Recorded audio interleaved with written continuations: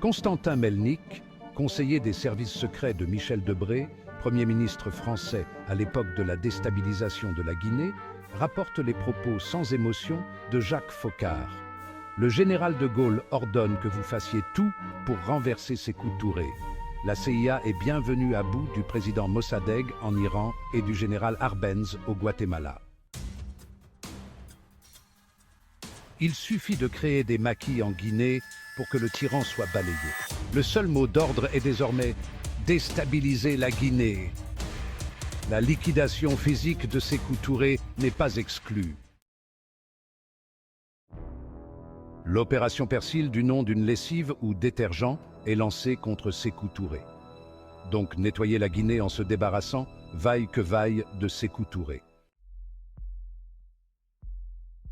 La Guinée abandonne en 1960 le franc CFA pour se doter d'une monnaie nationale, marquant ainsi sa souveraineté monétaire.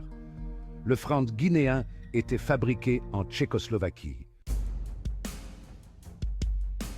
La France va entreprendre de déstabiliser l'économie du nouvel État en y introduisant une grande quantité de faux billets de banque guinéens. Cette méthode du faux monnayage n'est pas insolite. Elle a notamment été utilisée par l'Allemagne nazie contre le Royaume-Uni pendant la Seconde Guerre mondiale au cours de l'opération Bernard. En plus du faux monnayage orchestré par la France, un attentat contre les réserves de la Banque centrale de Guinée avait même été imaginé et planifié. Préalablement, les dispositions avaient été prises pour que les millions de francs CFA restés dans le territoire guinéen soient inutilisables au Mali ou au Sénégal, en refusant de faire paraître le décret d'émission qui permet d'authentifier les billets selon le territoire africain. Sékou Touré se retrouve avec une monnaie inexportable, ruinée aux abats, explique Marcel Leroy-Finville. En fait, comme le souhaitait le général de Gaulle. L'AES veut marquer sa souveraineté monétaire en projetant la création prochaine d'une monnaie commune à l'espace AES, comme dans le cas de la Guinée avec l'opération Persil. Toutes les manœuvres seront orchestrées pour empêcher cette initiative. L'élimination physique des dirigeants de l'AES n'est pas à exclure.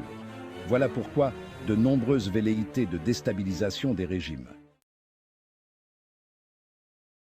Au Mali, le président Assimi Goïta a déclaré que les services compétents ont saisi une quantité très importante de faux billets que des fossoyeurs tentaient d'introduire dans l'économie du pays. S'ils avaient réussi à le faire, ce serait une catastrophe pour le Mali.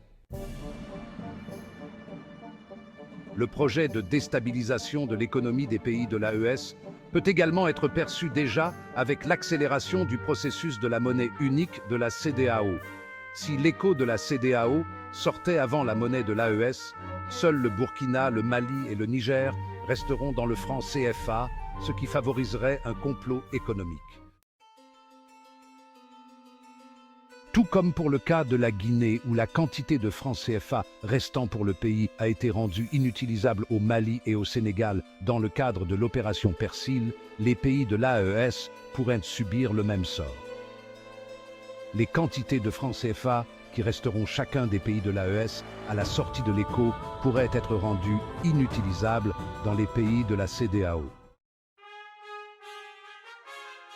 Par conséquent, les pays de l'AES doivent travailler à faire sortir la monnaie de l'espace avant celle de la CEDEAO, parce que l'une des conditions de l'appartenance à l'ECO, c'est l'appartenance à la CEDEAO.